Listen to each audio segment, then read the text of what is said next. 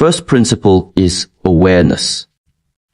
Awareness is like opening your eyes for the very first time after being asleep for years. Most people move through life without ever truly seeing. They eat, but they do not taste. They walk, but they do not notice the ground beneath their feet. They talk, but they do not listen. They are trapped in endless loops of thoughts, worrying about what has already happened or fearing what has not yet come. But life does not exist in yesterday or tomorrow. Life is happening right here and right now. When you are not aware, you miss it. You miss the beauty, you miss the lesson, and you miss the opportunity to grow. Awareness means observing yourself without judgment. It means watching your thoughts like clouds passing in the sky. You do not try to chase them. You do not try to fight them. You simply notice them. Maybe you realize how often your mind falls into anger or how often fear makes your decisions. In that moment, you see clearly that it is not the world holding you back, but your own mind. This realization is powerful because once you can see, you are no longer blind. The man who is blind to his patterns repeats them forever, but the one who becomes aware of them begins to break free. Awareness is also the root of discipline. If you are not aware, you will never notice when you are slipping into distraction or weakness. You will not notice when you are lying to yourself or making excuses. But when awareness is present, you catch yourself. You see that your hand reaches for the phone when you promised yourself to work. You see that your mind searches for comfort when you promised yourself growth. And in that exact moment of seeing, you are given a choice. That is the power of awareness. It is not about controlling everything. It is about seeing clearly enough to choose differently. To train awareness, you must slow down and return to yourself. Sit in silence. Breathe deeply. Pay attention to the rise and fall of your chest, the sound of your heartbeat, the sensation of the ground beneath you. At first, your mind will resist. It will shout, it will wander. It will tell you this is boring. But the more you practice, the more you sharpen your inner vision. And when your awareness becomes sharp, you no longer live unconsciously. You become awake in every step, awake in every word, awake in every choice. Then life itself becomes your training ground. Awareness is not just the first principle. It is the foundation upon which every other principle rests. Without it, you are asleep while living. With it, you are truly alive. The second principle is discipline. Discipline is the bridge between who you are today and who you want to become tomorrow. Without discipline, every dream remains only a dream because desire alone does not carry you across the distance. Many people wait for motivation. They wait for the perfect moment or the perfect mood before they act. But motivation is like the wind. It comes and it goes. If you rely on it, you will move sometimes, but often you will remain still. Discipline is different. Discipline is the steady ground beneath your feet that does not change with the weather. It is the decision to act not because you feel like it, but because you know it is necessary. The Shaolin say that training begins the moment you want to stop. That is where discipline begins as well, when your mind resists, yet you choose to continue. Discipline is also the art of self-mastery. Think about how often your own desires pull you in different directions. You want comfort, but you also want growth. You want rest, but you also want achievement. The undisciplined person is pulled back and forth by these opposing forces like a leaf blown in the wind. But the disciplined person learns to hold steady. He understands that saying yes to every comfort is the same as saying no to his future. He understands that success demands a price and discipline is how you pay it. This is why true freedom comes not from doing whatever you want, but from training yourself to do what must be done. The one who cannot control himself is never free, but the one who has discipline walks with unshakable strength.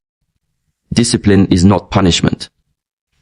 Many misunderstand it as something harsh, something heavy, something that steals joy.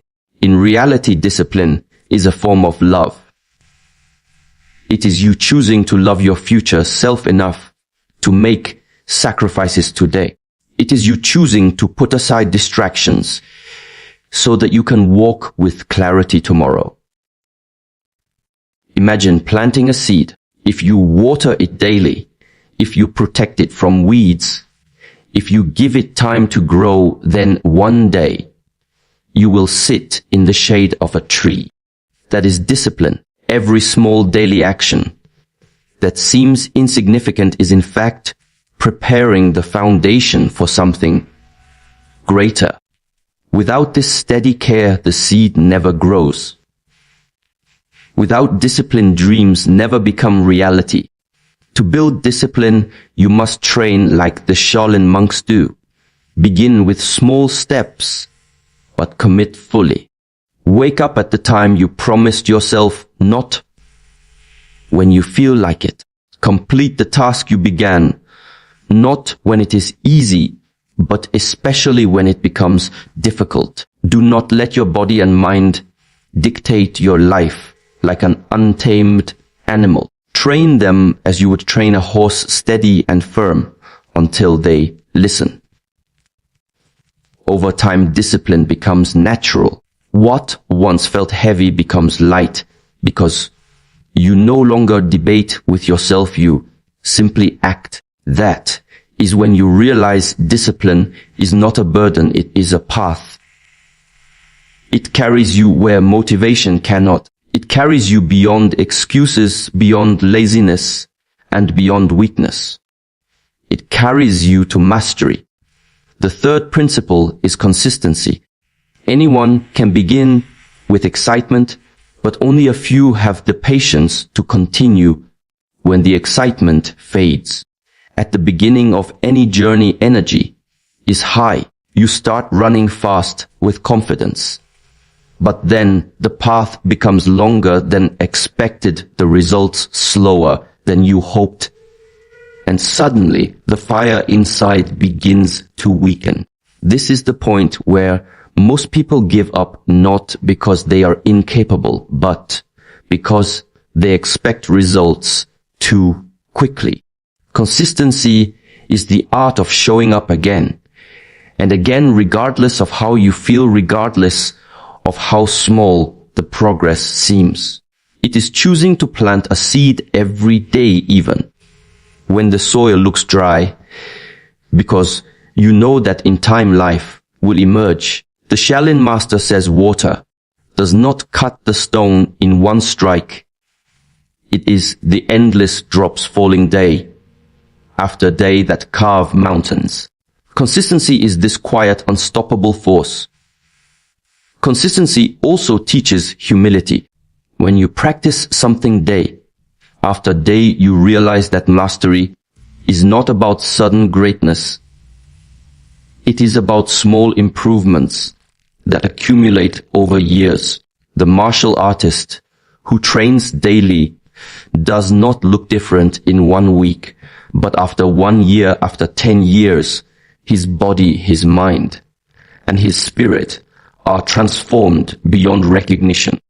It is the same with every skill, every goal, every dream. You cannot expect to climb a mountain in a single leap, but if you take one step each day, you will eventually stand on the peak. The path of consistency is slow, but it is certain. Those who rush quickly often burn out and disappear. But those who remain steady eventually outlast everyone else. Consistency also requires faith.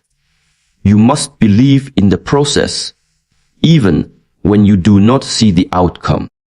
Think about the farmer who plants in spring. For months he waters, he cares, he works, but sees nothing but soil.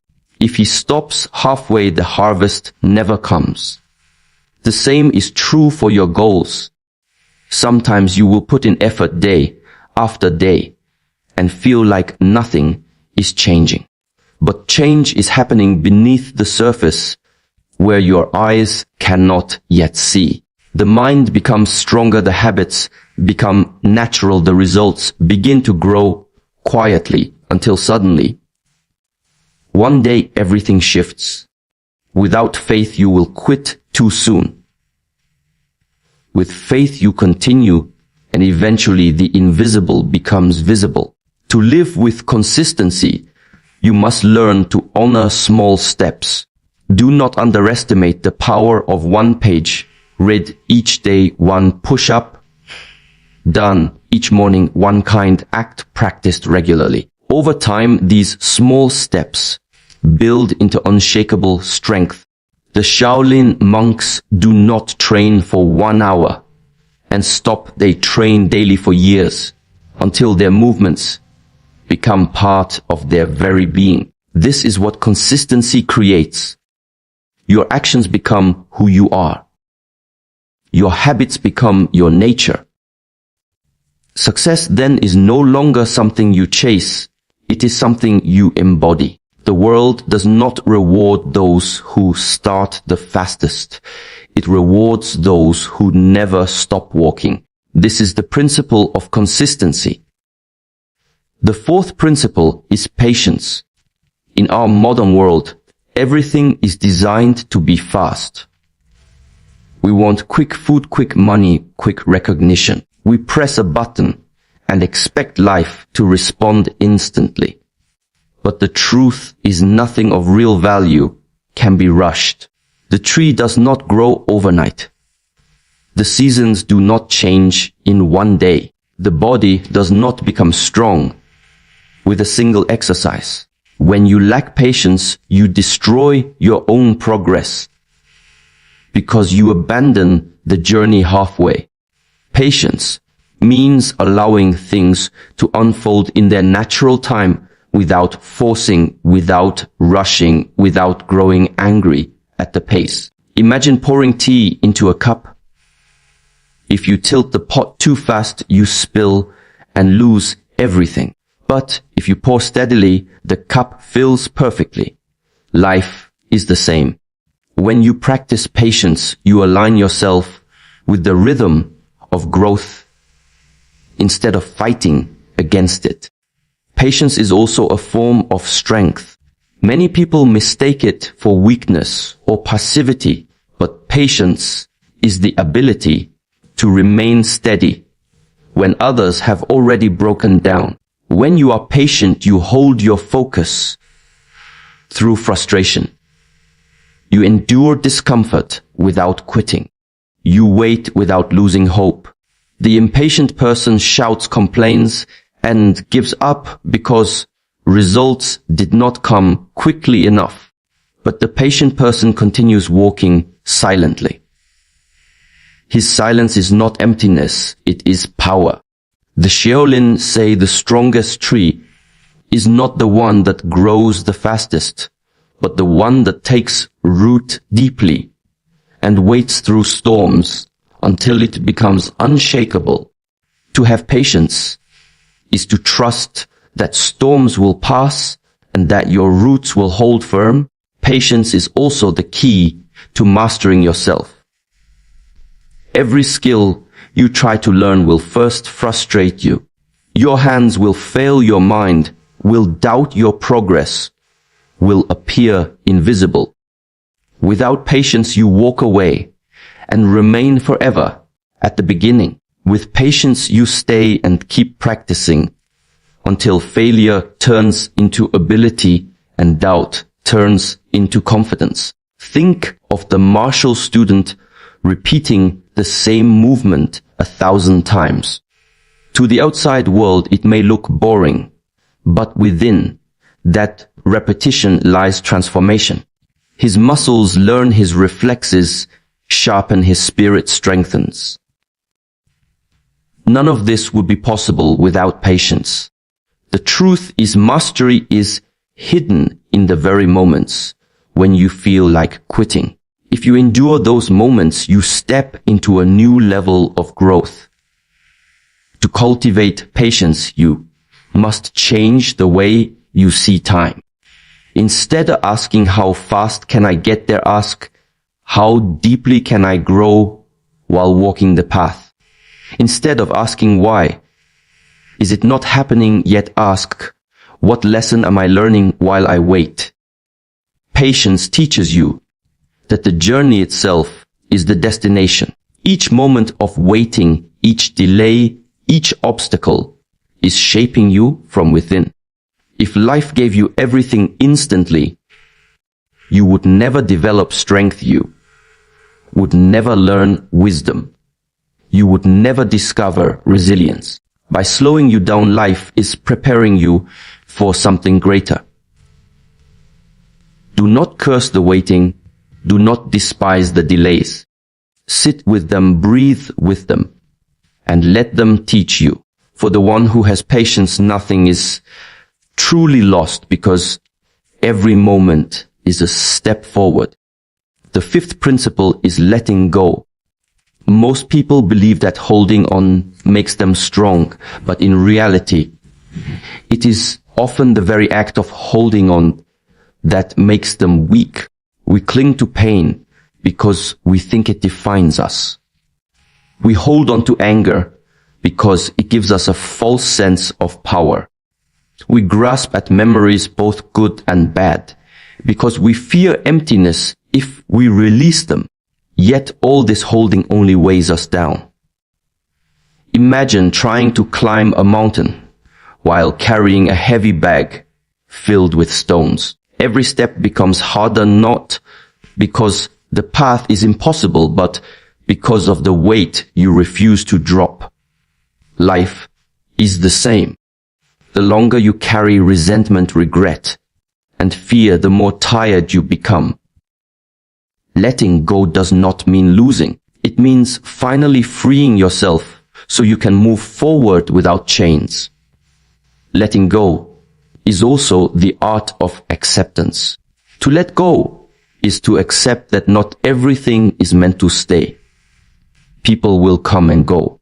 Situations will rise and fall. Success and failure will both appear, and both will pass. When you resist this truth, you suffer because you try to fight against the flow of life. But when you accept it, you find peace. It is like standing in a river. If you cling to the rocks, you exhaust yourself against the current. If you let go, you flow with the water and discover that the river carries you naturally. Acceptance does not mean weakness. It means choosing not to waste your energy on what cannot be changed. It means saving your strength for the things you can build. Letting go also applies to the self. We hold on to identities, labels, and stories about who we think we are. I am not good enough. I always fail. I am not strong. These stories may not be true, yet we hold them tightly until they become prisons. To let go is to release even these false identities. It is to realize you are not your past, you are not your mistakes, you are not your fears. You are something greater, something still unfolding. A butterfly cannot fly if it clings to the shell of its cocoon. In the same way, you cannot grow into who you are meant to be if you keep clinging to who you used to be. Freedom begins the moment you let go of the old self and allow the new self to emerge. To practice letting go, you must first notice what you are holding. Sit quietly and observe. What memories still cause pain when they appear in your mind? What relationships still weigh on your heart even though they have ended? What beliefs still limit your potential? Once you see them, acknowledge them with honesty, and then release them with compassion. Sometimes this means forgiving someone who never apologized. Sometimes it means forgiving yourself for mistakes you cannot undo. Sometimes it simply means choosing to stop carrying what is no longer useful. Letting go is not a one-time act, it is a daily practice. Each day life will hand you new things to carry. Each day you must choose what to hold and what to release. The more you let go, the lighter you become.